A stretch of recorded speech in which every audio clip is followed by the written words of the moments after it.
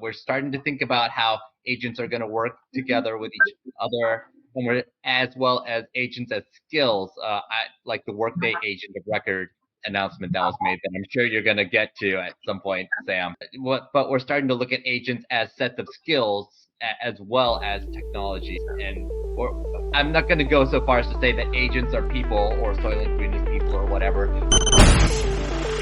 Growing a business requires a holistic approach that extends beyond sales and marketing. This approach needs alignment among people, processes, and technologies.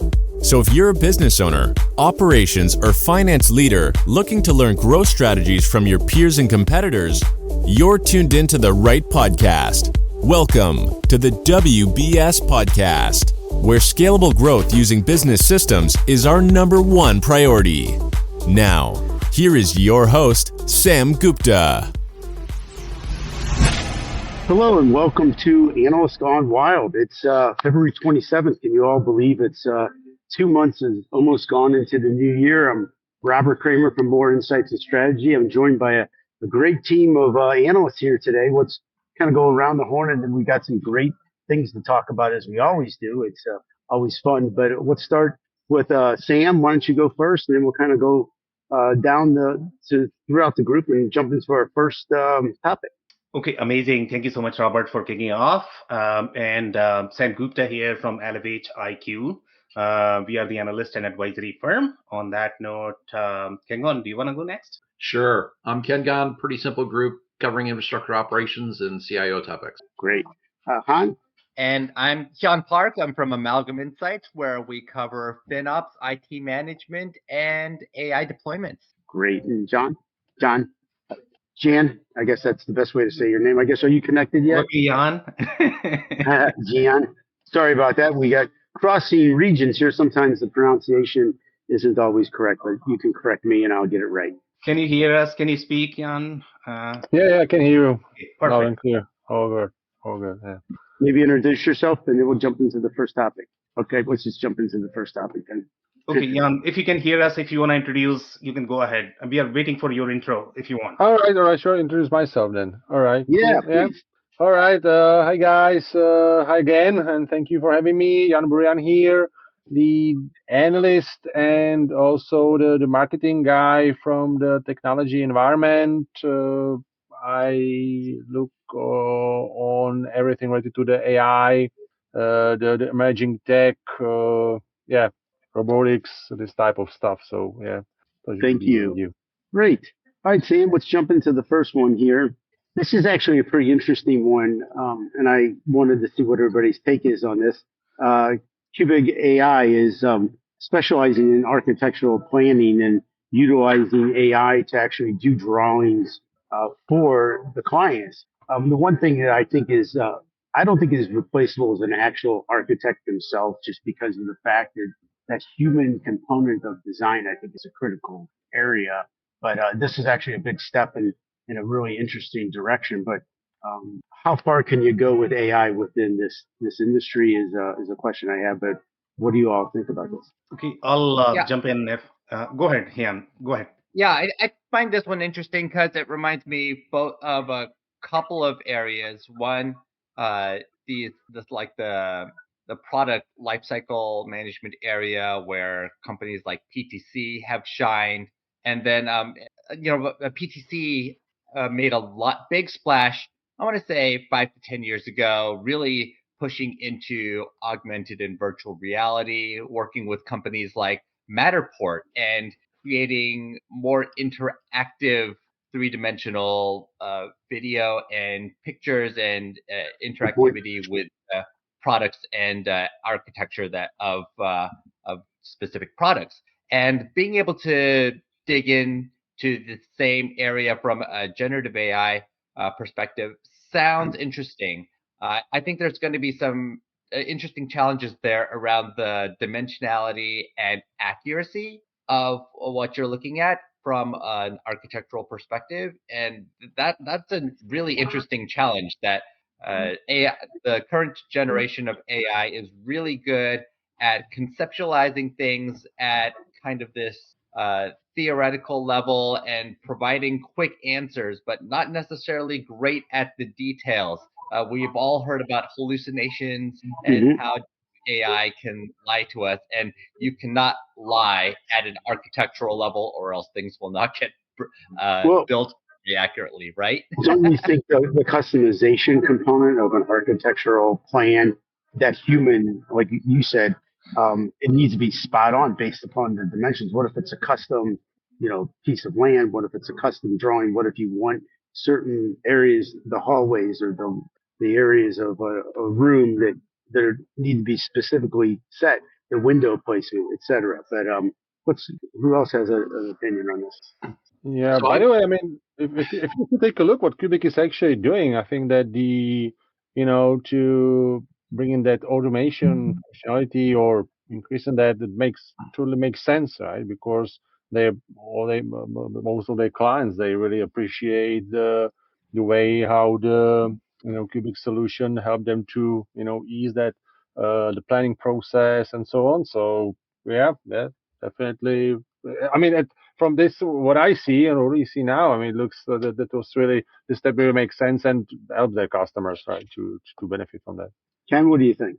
there's a couple things. First off, is that I think this is indicative of a larger trend around taking point solutions that have certain capabilities and then bringing those across and packaging them in a way that's more consumable for a general population. So I think that looking at who this is actually targeted at in terms of driving benefit is going to be absolutely critical. So yes, the architect is certainly one of the roles that could benefit from it by making things easier for them to render and bring their expertise to it. So in that way, it's actually aiding the human.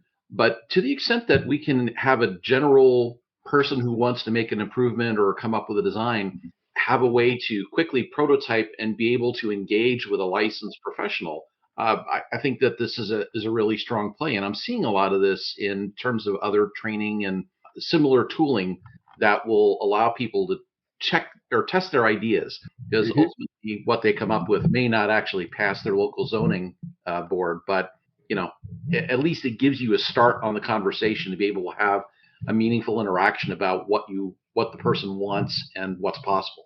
Yeah, it gives you a chance to play around with multiple types of designs before selecting one, but then the architect might need to be involved to make it, fit into the square peg. Exactly. So, Sam, what do you think?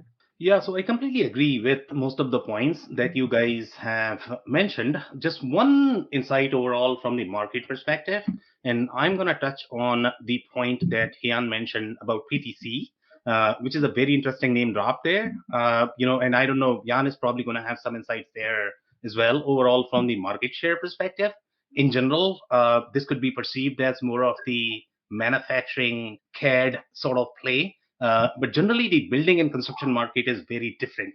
The players that you have, from the CPQ perspective, from PLM perspective, the ERP vendors that you have in that market are very, very, very different, including e-commerce. They are also very different, just because the kind of bin that you have, which is going to be your building information model, is very different compared to a BOM, which is your bill of materials in the case of manufacturing. So here these guys are claiming, hey, bunch of AI, and you guys know about AI a lot more than I do, I guess. But overall, the claim that anybody is going to be an architect, that is never going to be true, I guess. And that is what you guys are suggesting as well, that you do require substantial subject matter expertise to be able to get there. So yeah, I'm excited, but it's slightly overstated, I guess. I agree. Well, let's take it to the next slide, unless anybody has anything closing on this. I think, Sandy, that was a really good point that you made. But anybody else before we move on? Okay, let's go. Great. Let's move to the next slide. But that was a really interesting one, because we usually don't cover, architectural, information. And I think that industry is really a fun one when you get into dealing with architects. But Vasco raised, $11.5 million. And I think this is an interesting one. Is this a Canadian company, Sam? I believe. Are you familiar with them? It does say CAD, and it's coming from Beta Kit, so obviously it has to be Canadian company. But no, I mean, this is the first time I'm coming across that. So, we're getting into some of these startups that they're helping fund platforms specifically for AI. And we're seeing there's a lot of, influx of money coming in to help these companies with what their platforms from an AI perspective. But why don't we start with, and this has to deal with obviously customer success. And I think there's a lot to, with data, how do these customers use their data and AI to be more efficient? And I think that's the trend that we're seeing. But how do we see this being any different, or why does this make our headlines? Team, what do you think? I think it's interesting just from a startup perspective. Everybody who's ever been in part of a small scale up or startup knows that there's a million different little SaaS solutions associated with the RevOps process.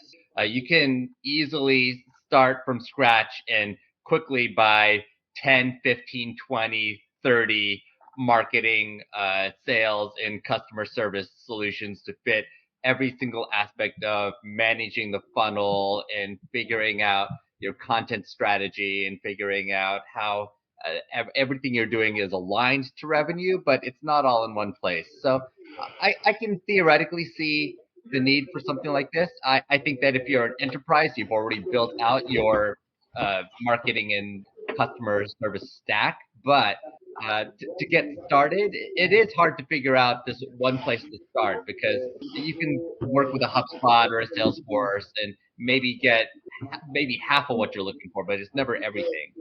Right. And like you said, like how do you take on a company like this in your technology stack when you're probably already using something? How does it really fit in? And is this the most important component above and beyond ERP? Obviously, it isn't. So, like, how much time and effort is needed on this angle? And I think that's just a good subject matter, because how do they get to stay afloat and compete against the ones that you just mentioned, like CRMs that Microsoft has if you have their ERP, Oracle, SAP, you're probably going to utilize either what they have or Salesforce. So how far do you go with the technology staff? What do you guys think? I think to the extent that you're really targeting what the needs of the CFO and the CRO are, how easy you make it for them to get what they need to be able to target what RevOps is doing is absolutely essential. Don't you think it confuses the people within the company by adding more in the technology stack? I mean, and I think Sam and I kind of have a difference of this, because Sam thinks that I don't put words in your mouth, Sam, but you build the technology stack out as far as you need to build it. I think it needs to stay slim because of the fact that I think the data, you don't need data going in so many different places, but at the end, and I think this is one of those, do I really need it, and why is it so different? So I don't know, Vasco too well to even comment more than I have, but Sam or John, what do you think? Yeah. So Jan, if you want to go first, you can go. Otherwise, no, just go ahead, because this is not definitely the area of perfect. So I'll add some points there. So I guess the key theme of this story is AI, and we are going to see a lot more AI-centric agents, and AI-centric capabilities across the board. And those are primarily going to be features. So one of the comments that you guys made is, how this is going to be different from Salesforce or HubSpot. So for the most part, I mean, Salesforce is all over the map about their AI capabilities. I don't know how many companies are practically using them right now and how commercialized they are, So that would be my question on Salesforce. The second, point that I want to make is HubSpot is still trying to figure this out. We reviewed this story, I guess, last week or last to last, that they are running a parallel sandbox. They are inviting users, and they are still trying to figure that. So HubSpot does not have that. Now, the other point that I want to make is, even if you look at Salesforce, HubSpot, even though they are going to claim that they are complete CRM suite, but when you look at scenarios such as your customer success, they don't necessarily have that. Customer success, I guess, we are probably going to be in the boundary of Kangon. When you talk about the real customer engagement, maybe a little bit of telco, Hyun's territory, I guess.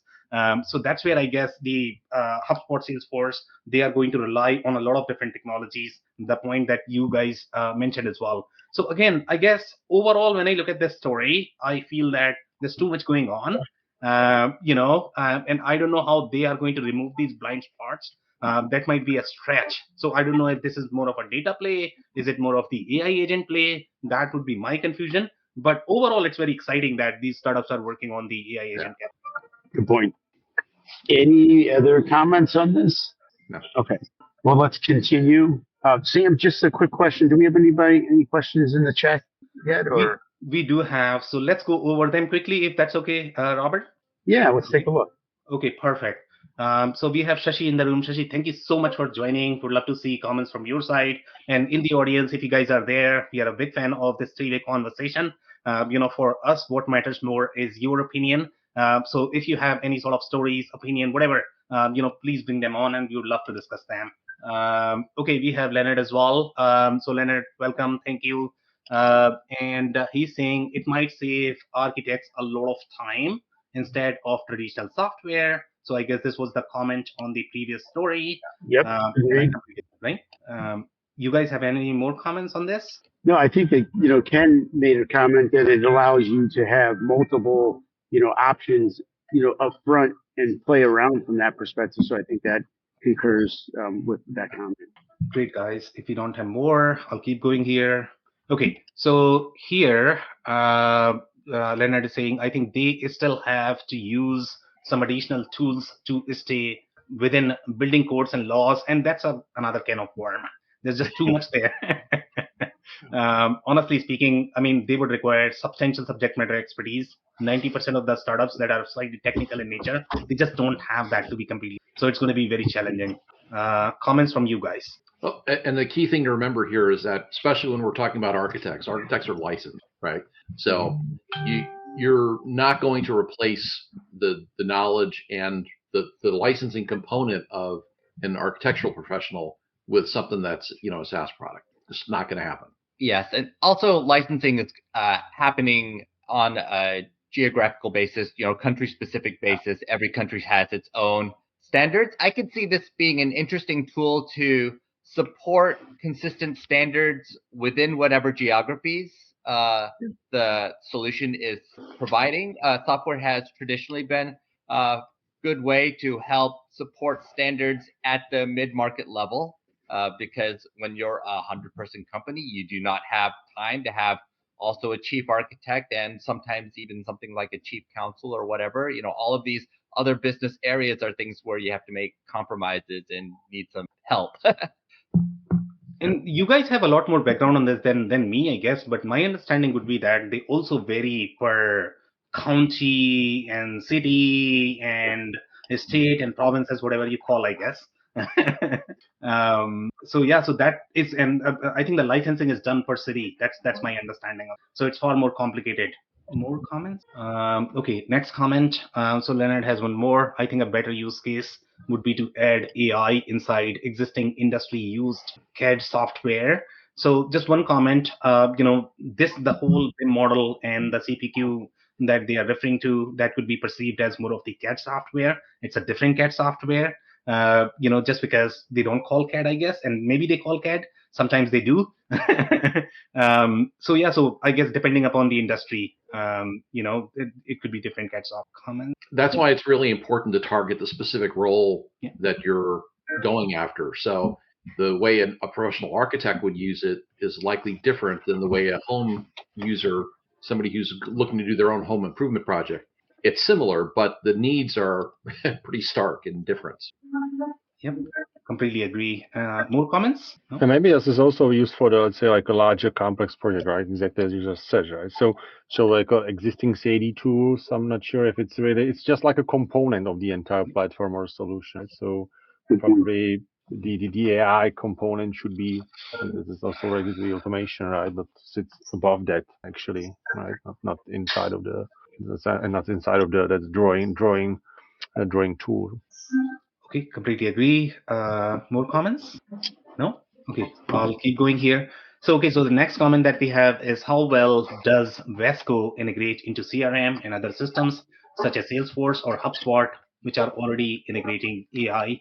My comment to this is going to be, if you look at their marketing pitch, they are probably going to claim that they integrate with pretty much, but the reality may be different. That's a good point. So, and when people say integration, what does that mean?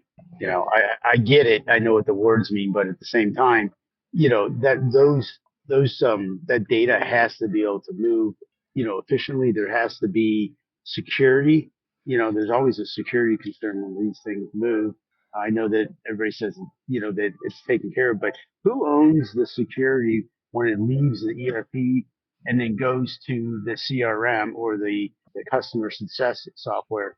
Is it the customer? Is it the vendors? You know, each vendor, or does anybody claim that ownership? And I think that that's always a concern. So, I don't know. What do you all think? Yeah, Robert. So, I mean, the blame is always going to be on the customer. Come on, they are supposed to own all of this, okay? I think that's not worked out yet. That's why I always say a smaller technology stack that controlled that a little bit better. Anyway.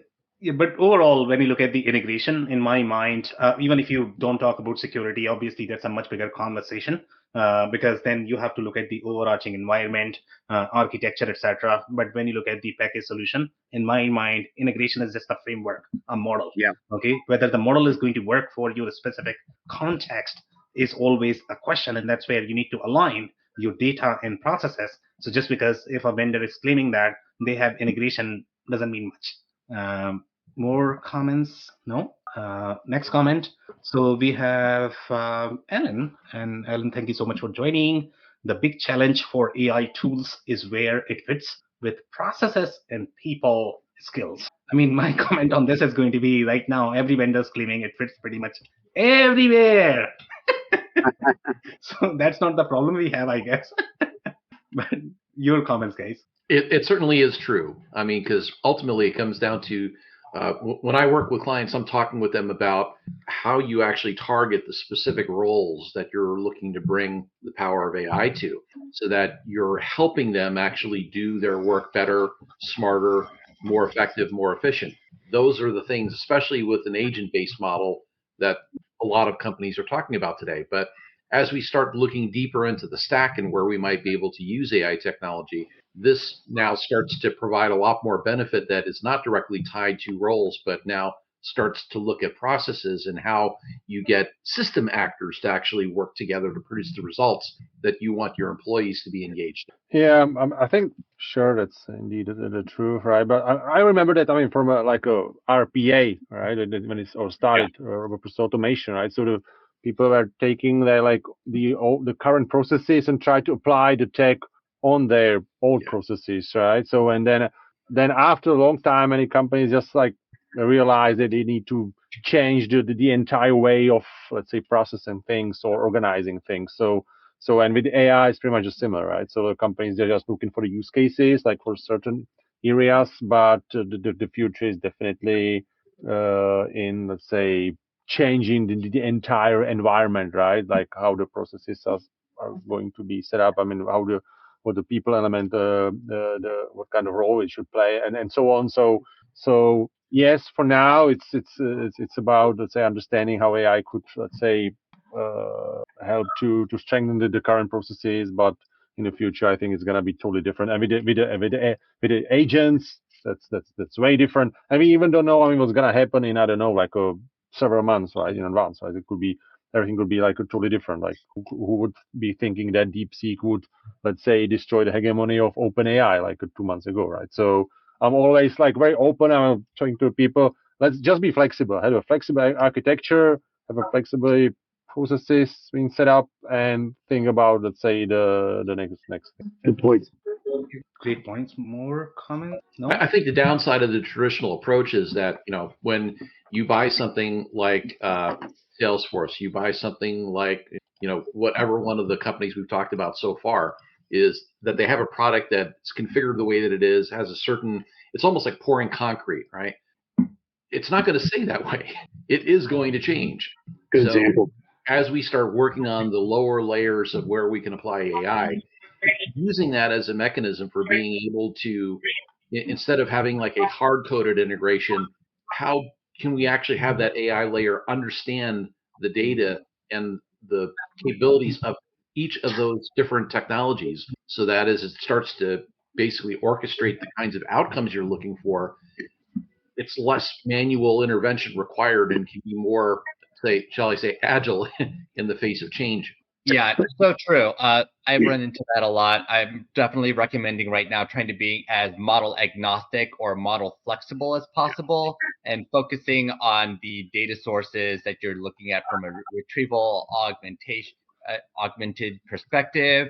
And then thinking towards the future about how you might be looking at agent orchestration. We're starting to think about how agents are going to work together with each other, as well as agents as skills, like the Workday agent of record announcement that was made that I'm sure you're going to get to at some point, Sam.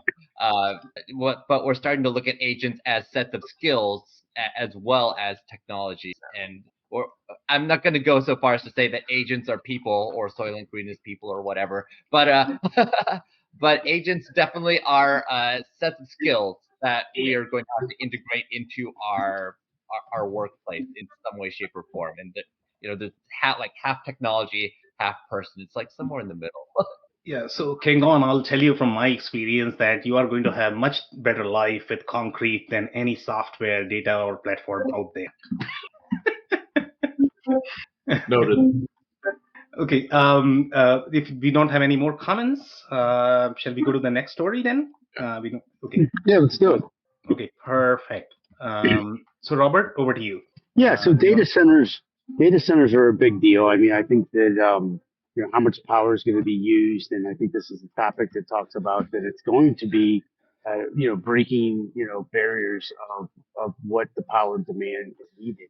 So let's take everybody's perspective on this. But one of the things that I've always talked about is how do you handle the sustainability aspect of this, because of the fact that it was interesting because I was at Zoho a couple of weeks ago and I asked the CEO the same question, and we talked about internally how do you handle sustainability within the platform, and then how do you handle what's needed on these data centers. And I think it's a gigantic topic that's not solved, but maybe quantum computing helps out, maybe solar helps out.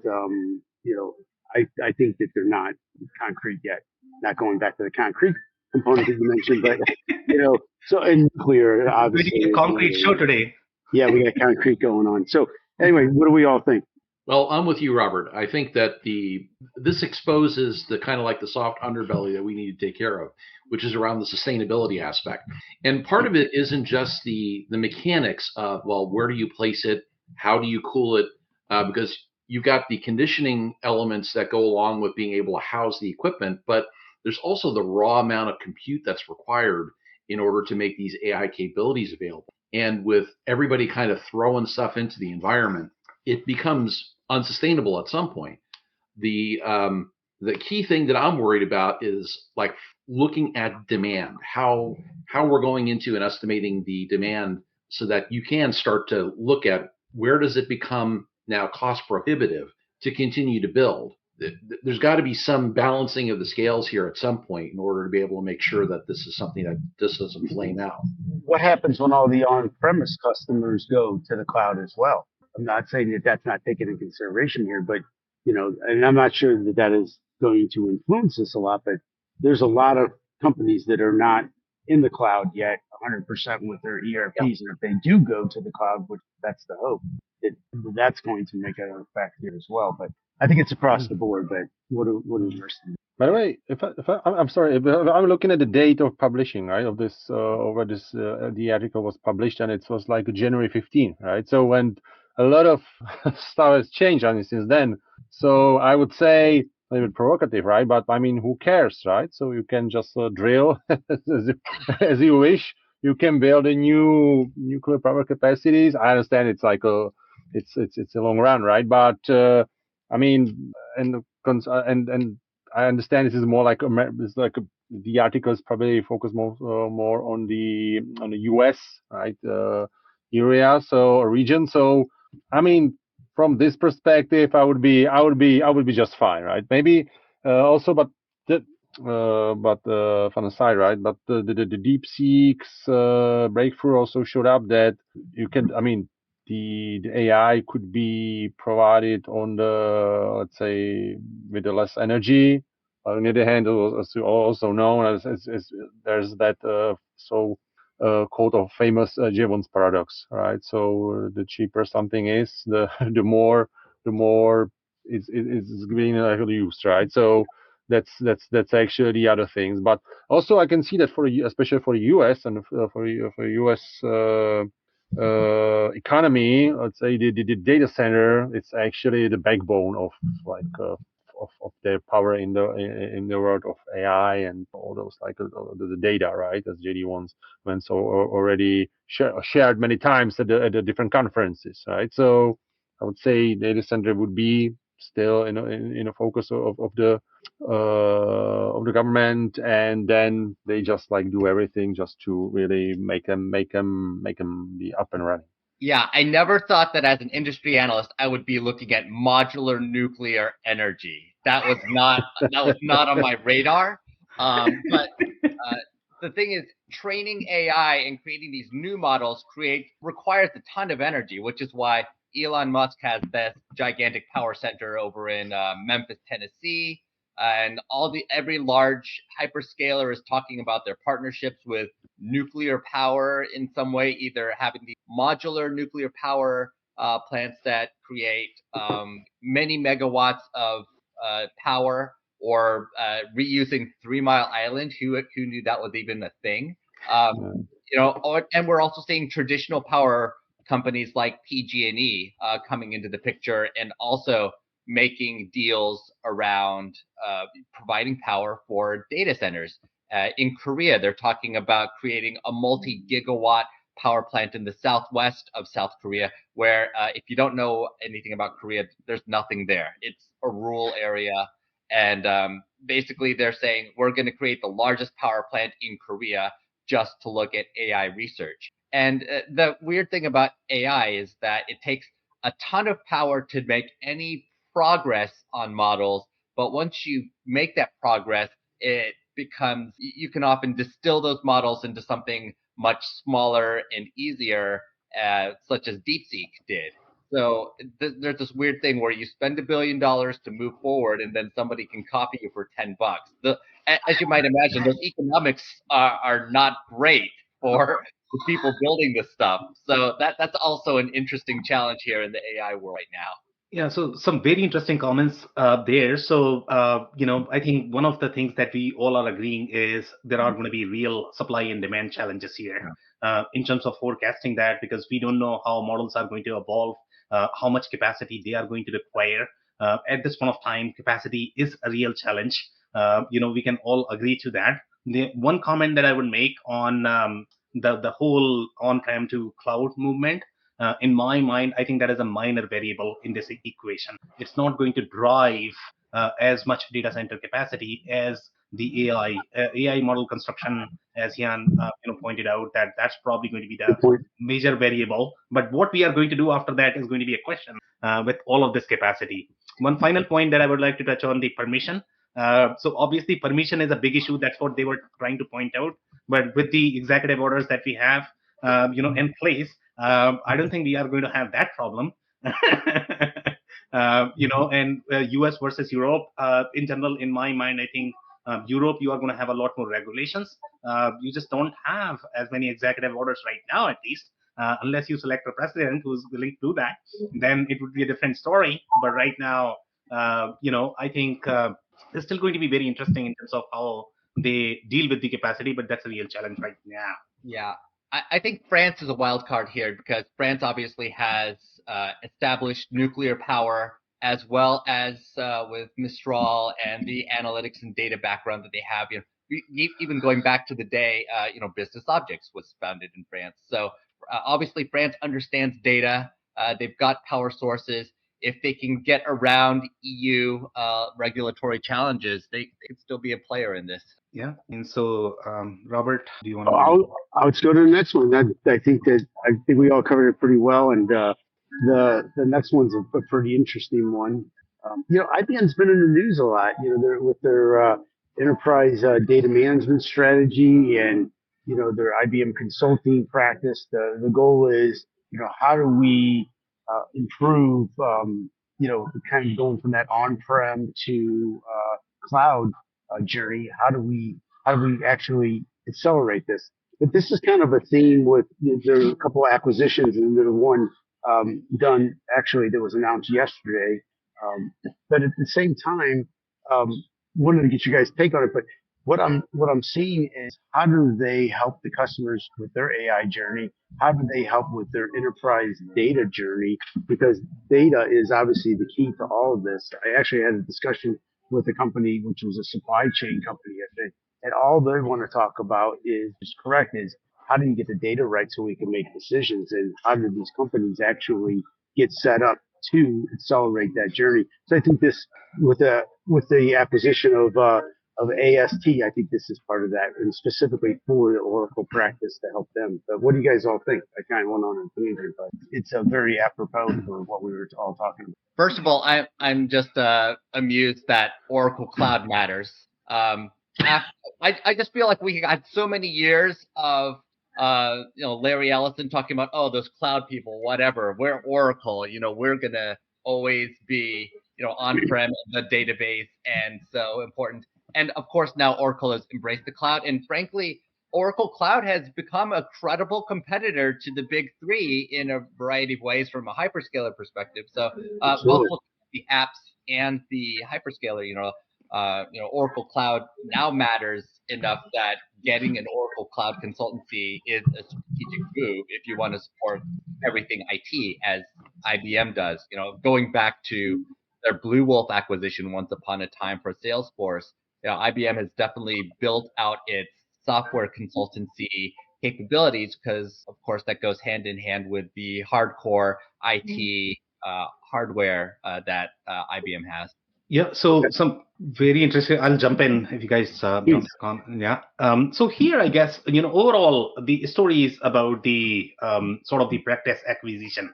That's what they are. They are getting the capability, right? So one of the interesting layer, and I don't know, how much you guys have tracked the whole service acquisition market. Lately the only stories that I have personally seen is 90% of the IT services firm, and I really wanted to have Chad here because he tracks IT services market a lot more than I do, I guess. But overall, from the IT services market perspective, if you really look at, the majority of these stories were, hey, I'm getting ServiceNow practice. Maybe I'm getting Salesforce. Not as much, I would say, at least today. So this is very interesting because these guys are getting Oracle capabilities. And in general, in my personal experience, lately, Oracle ecosystem, especially from the ERP-centric perspective, has been relatively silent for whatever reason. I don't know why. Okay, consulting companies are not necessarily jumping onto Oracle. Hey, let's build Oracle practice. But this is a public sector. So this could be a different play. I think we have seen one acquisition, if I remember correctly, by Bain. I think they have Bain or somebody, one of those big four consulting firm. They had acquired, what is that? One of the software firm, which is the school mentor, some sort of school software. Can you believe, like in K-12 space? Because right now in 2025, 2024, government space and K-12 space is very hot, and that's why these guys are going after. So I think that's a play here, because most of the commercial sectors, they are not doing as well, from the consulting perspective. So they are all targeting government. But now, based on the government funding situation in the US, I don't know how well that is going to play, but this is going to be a very interesting, acquisition. Although that's a really good point, Sam, that when you think about IBM and its role in the enterprise IT world, although there are things that I feel IBM is doing that are very cutting edge, there's also this area of IBM that is very focused on stable workloads. And as you say, Oracle hasn't been doing a ton of stuff in the ERP world. I think Oracle customers in this specific area are pretty are stable in what they're trying to support, and that is a great fit for IBM. These gigantic workloads, but that have to remain mission critical and stable and standard. So that's a pretty good fit.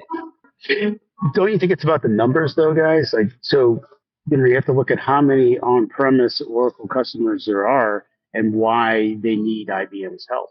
Doesn't it come down to that? So like there's, I don't know, 5,000-10,000 customers that are still on, like JD Edwards or PeopleSoft or whatever they're on, and they need to migrate. Is that what they're aiming for here? So I'll jump in. So in my mind, I think this is more of the consolidation story as well. IBM is trying to get revenue, and these smaller firms are sort of struggling. So they are looking to sell, I guess. So yes, I mean, regardless of whether they were independent or with IBM, obviously they would do the same job. But now with IBM, I think the revenue is going to be much easier, I guess, at least from the IBM perspective. So it's more of the consolidation play as well, in my mind. I don't know if they are going after this particular space because this is the most lucrative, but at this point of time, it might be most stable, overall from the revenue attainment perspective. I think one of the other things to think about is that from a services perspective, wanting to provide and look at adjacencies as a way of being able to bolster product offerings, especially the way that their customers might actually be talking to them about what they've got in the estate. Providing a more well-rounded set of capabilities so that their existing bench can be used well. And let's not discount the fact that as you start doing work like this, a key benefit is being able to identify where new development efforts might actually yield some interesting fruit that hasn't been tapped yet by some other player.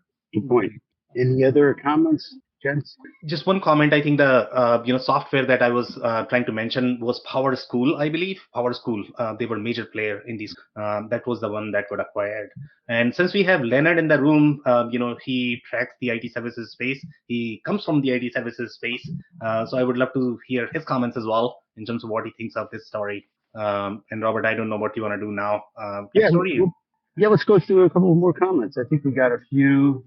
Then we go to one more story, and then we'll be ready to wrap up. But I think there's a couple from Leonard, and if you want to go through those. Yeah, let's do the comments first because sometimes they could be related to the stories as well. So let's do it.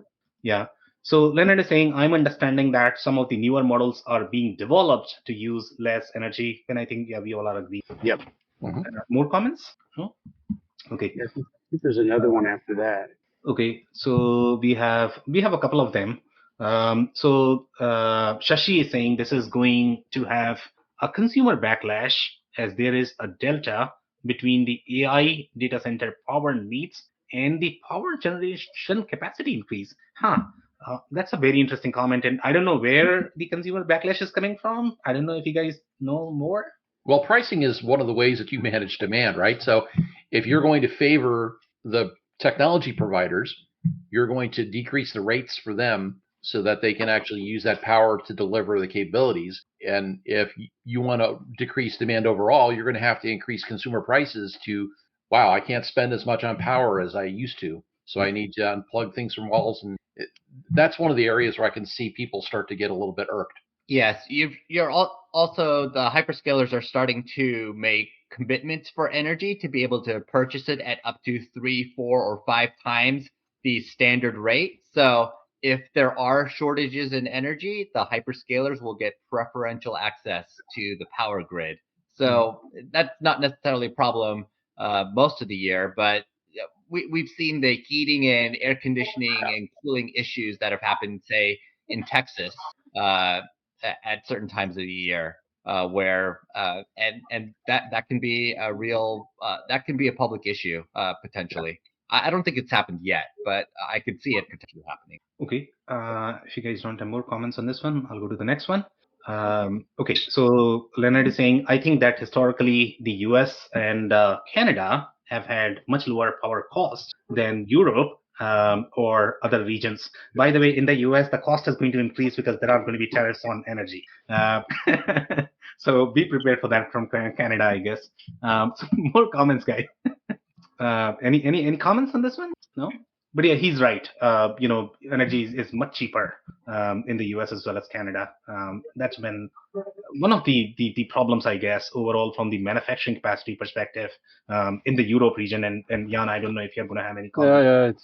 It's gonna stay for for some time like that, right? So there's also like a new government being elected in Germany, and there are some that there was some hope that there might be like changes in the energy politics, an approach, right, in Europe, in the European Union, but it seems that it's going to stay as it is, right? So it means that for Europe, the level of competitiveness is the bar is going down, So that's a big issue. Everybody's talking about it, but as the EU is, I'd say, kind of like a fragmented, and there's like also like a different interests now, right? So yeah, it's a real challenge which is impacting actually everything, including not just manufacturing but also the area of technology. Yeah, I would think that Norway would be the exception, of course, with its petro capabilities, but yeah, but it depends, because even like in my country, right? So we have a nuclear power plant which is like generating quite like a cheap electric energy, but then it goes to let's say it's being traded on the exchange, right, or something like that. So, and that's where the price gets accelerated, right? And then the same problem is in Scandinavia, right? So they have like a lot of these like green energy resources, but then if you go to the system and you send this electricity to the energy to the system, then the price tag is the same as everywhere else, right? So this is a real issue.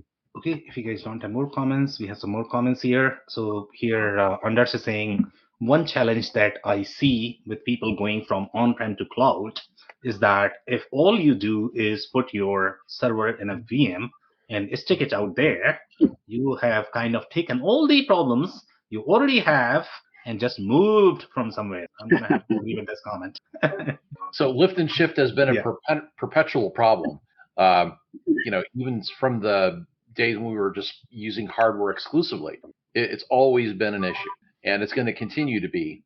I think that as we start looking at how we're taking advantage of the new development technologies and where the AI tools fit in with this, gives us the opportunity to start looking at how we refactor things so that we can start making better choices about what capabilities exist where, and be smarter about how to stitch all the stuff together and make those things work. But with legacy products, it's going to take a while to sort this out. We can't just go from the way things have been to the new world in one shot. And principal locality still applies because you have to drag data around. All of these things factor into making it really complicated and potentially costly to take and move things from one way of working to another. By the way, I'm not a big expert on this topic, but the thing is that when I talk to the guys here, I mean, in my company, which is like IT service provider, they do a lot the application modernization or infrastructure modernization projects, right? And that's just what they were telling, right? So like moving from on-prem to the cloud, it's not just like lift and shift. You need to really think about the modernization of the entire thing. So yeah, well, that's exactly right. I don't think it's just a matter of putting a VM in your server in a VM. I think it's about a new system. It's a new cloud ERP system. It's a SaaS model. It's like, when you go buy a car, you buy it or you lease it. If you get a lease, everything's included. So all your maintenance, all your, it could be your insurance. So the reason why these companies need to modernize is for the new software for AI, but also to have a cohesive, comprehensive platform, and just a lift and shift into a virtual environment is not that. So it's a major topic, Ken, like you just mentioned. It's not going to be done overnight. And this is why companies aren't doing it quickly, because it's such a dramatic thing to overcome with change management, data management, and then the culture of what you're trying to do. And does it fit your, as you were all mentioning, one size doesn't fit all. Does it fit what your company's, vision is and the way that your company is growing? So I don't know, Sam, what do you think? Yeah, no, great comments, guys. So if you don't have any other comments, I can move to the next one. Okay. So the last comment that we have is additionally going on-prem to cloud is good for certain regions, but other regions do not always have reliable cloud level internet available. So it would put those organizations at a disadvantage. So I'm going to have one comment on this. I think the internet is fairly available in most regions, even if you're going to go for very developing countries. Even in rural areas, the internet is very reliable, with the only exception being warehouses. Okay, there you are always going to have problems, as well as the retail locations. In general, I don't know why they cannot get the internet access as reliable. Those are the only places where you are going to have that. But for the most part, I guess, the internet is, in my personal experience, fairly reliable. They have really high speed internet, sometimes much higher than what you are going to get in Canada or the US. Yeah, I would say so. Yeah, it's the same experience here. Agree. Yeah. More comments on this? No? I've done a lot of work on large scale migration projects, and the one thing that's consistent across all of them is it's not one size fits all. Never, ever. That's true. I think it all depends exactly on the region, like you guys were all saying, but who they're working with, what software. So, I guess if it's one of the large ones, you're probably covered. If it's not, there could be some open problems there and variables. But I would generally agree with you, Sam, that it's usually widely accessible. Yeah. All right. So if we don't have anything else, Robert, what would you like to do? We have 3 minutes right now. Yeah, let's close it out. Maybe everybody give their 2 cents on, maybe some advice to the listeners, and what you thought of this round table here today, and some some advice thing, like I said. Okay, so let's start it off. Why don't you go, Jan? I'm saying your name wrong every time, but you have to correct me and just slap me around and say do it right next time. But I will. But why don't you, besides the advice for me to get your name right, what do you tell everybody that's listening today? Jan, closing advice, I guess, is what we are looking for. Okay, right, this is to me, right? Okay. Yeah. And it's still Jan, so it's okay. So closing advice, as usual, we discussed, let's say, many topics from like different angles, right? So, and maybe it's also possible that during those, 58 minutes we spent on talking about the topics, that something very significant happened in the world somewhere, right? So it's like a hyper super duper dynamic. These days, right? So I would say stay focused, be flexible, and build resiliency, right? So stay informed. Yeah. Yeah, think that with the stories we talked about today, one of the big themes that kind of stitched them together was around distribution and transmission. We saw that with talking about power in the AI world, or talking about how to support Oracle apps. The challenges are happening in this management and transmission and layer rather than perhaps at the endpoints. And I think that's going to continue to be a theme, that we're going to have to think more about how we manage things, how we get things from one place to another, rather than simply thinking about the raw power of AI, the raw size of IT. The things that are at the end points, or at the start and at the finish, are going to grow and are going to continue to be supported with billions of dollars. But as we see all that happen in our technology world, it's going to be the things in the middle, the layers of management, the transmission points that are going to start falling apart and need more support from those of us in the IT world. Really nice. Ken, what do you think? So given everything we've talked about today, I think that one of the areas I would encourage both vendors as well as end user organizations to start thinking about is how much time they are or are not investing in being able to start doing scenario planning. I think whether you're looking at it from opportunity or risk, it's an important part of the equation that we need to spend some time thinking about where things might go and considering what are the impacts if certain events play out. What if the cost of power spikes? What if power is not available? Those things are really important to do, and I rarely see people engage in those kind of planning activities that help identify what the next possible course of action could be. Yeah, that's well said. Do you all think sustainability is a big topic? Because I feel like the vendors are all talking about it, but the action isn't going as quick as I thought it would be. I know that we have SAP has a development, Oracle has a development, Microsoft has a development. But the customers are a little lukewarm. I think in Europe it's a little bit more accepted. But I kind of see the vendors or like a Walmart mandating like they did, a long time ago with like EDI, that if you're not scope 1, scope 2, scope 3, we're not going to buy from you. And I think it's going to hit us like a Mack truck. That companies have to be ready for this, and they're not doing a lot either way. Now in Europe, it's probably going a little bit further, and there was some. I think there was some things that are developed over the last year, but in the United States, it's not as big of a practice. Well, sustainability has a number of different dimensions to it. And it's not just about the things we typically associate with sustainability, but there's also, can we afford to operate the things that we're operating and still meet our objectives? Because there's a financial component that goes along with that increases the complexity. Yeah. So, Robert, just a little time check. We have 2 minutes over right now, and some people may have meetings. So just want to make sure. So your closing advice, I guess, and I'll close. Robert, you. That was I think sustainability is a practice that needs to be considered highly by both vendors and manufacturers and all enterprises. So Perfect. And I'll, say this.